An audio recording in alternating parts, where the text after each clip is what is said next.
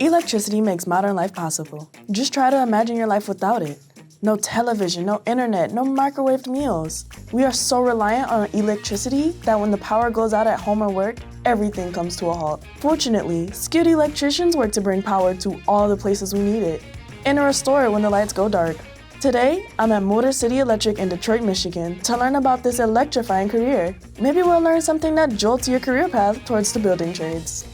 Hi Pat, thanks for having me here at the Motor City Electric Company. You're very welcome. We're very excited to have you here at Motor City Electric. We're the #1 largest contractor in Michigan of electrical construction. Let's talk about the careers in the electrical industry. There's quite a few careers and there's a lot of opportunities for young kids out there, and that's what we're looking for. We're looking for the brightest and best. And a lot of kids nowadays, they hear through their education that, you gotta go to college, you gotta go to college. Well, there's another pathway, it's the trades. What we want you to do is go to the trade school.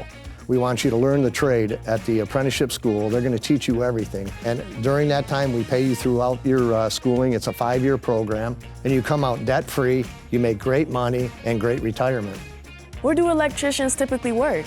So we work everywhere. You can find yourself one day 60 stories up on a building with open steel. And then you can find yourself 60 foot underground. You can find yourself on high tension lines. You can find yourself in a building, in a school, in a stadium. We work everywhere. Again, everywhere you see a light turn on or any electricity, it's us.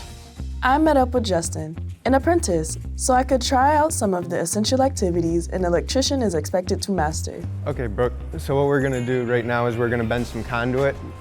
This here's the bender we use. Electricians use conduit, also known as pipe, to protect wire as it travels through a structure. And then you're gonna wanna go right about, maybe come back a little bit more, just a little bit out past the shoe. They choose the angle at which to bend the pipe depending on the route the wire needs to take. Today, we're bending a simple 90-degree angle. And then we're gonna wanna shoot a little bit farther than 90 degrees. Once you get, all right, stop there. And then keep going a little bit more, and that's good there. Okay. And now we just want to take it out of the machine, and then we're good. Yay! Okay, Brooke, so now what we're gonna do is we're gonna wire up some boxes.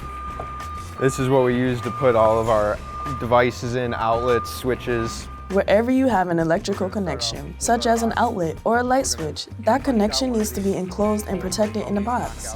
Building codes require this protection because contact between wires can cause a spark.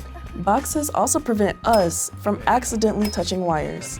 And what you're gonna wanna do is right at the end of your wire, slide this right in, give it a little wiggle, and just give it a good push, and you'll hear it pop into place.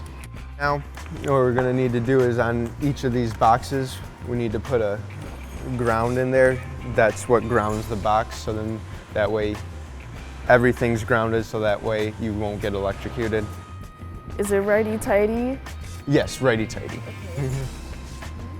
Push that wire right through that hole we just made, and then we're just gonna take this end and we're just gonna push it until we hear a click.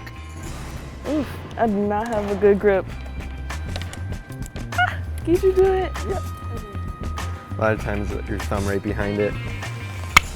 What do you think, Justin? Did I do a good job? You did a great job. Thank you. Okay, Brooke, so now what we're gonna do is we're gonna build these trapezes here. These trapezes are used to hang conduit, cable tray. So first thing we're gonna have to do is we're gonna have to cut the strut. Okay. Trapezes are made primarily of metal strut, which plays a crucial role in the structural integrity of an electrical system. Strut can be trimmed to size with a strut cutter. So now we're gonna check it for burrs, make sure there's nothing bad on it. Looks good. Looks good. Okay, Brooke, so now we're gonna cut our threaded rod. This is all set up for us already. Threaded rod is essentially a really long bolt. It's used to connect objects together whenever the length or diameter exceeds that of conventional bolts and screws. Give that a squeeze. Once it backs off, and that's our threaded rod. How many of these do you have to cut for a whole trapeze? Each trapeze will get somewhere around 2 to 3 to 4, depending on the weight you're putting on that unistrut. On a big job between us and all the other trades, you could be cutting upwards of 300,000 of these when you have a big job. Whoa. Why choose a career in the electrical industry? Multiple reasons. Great pay. great retirement, great career. You have that license forever. Wherever you go, any state, you can use it. So right now we have a huge gap. We have a lot of our older electricians retiring. We need that younger generation to come in, become electricians, and take over for the older guys that are retiring right now. Say a young person is interested in this industry. What should they be doing now? Get out there and hustle. Go to electrical companies, right? Apply. Get in early. We have a program at Motor City Electric where we bring in young kids through internships and through panel building and through warehouse.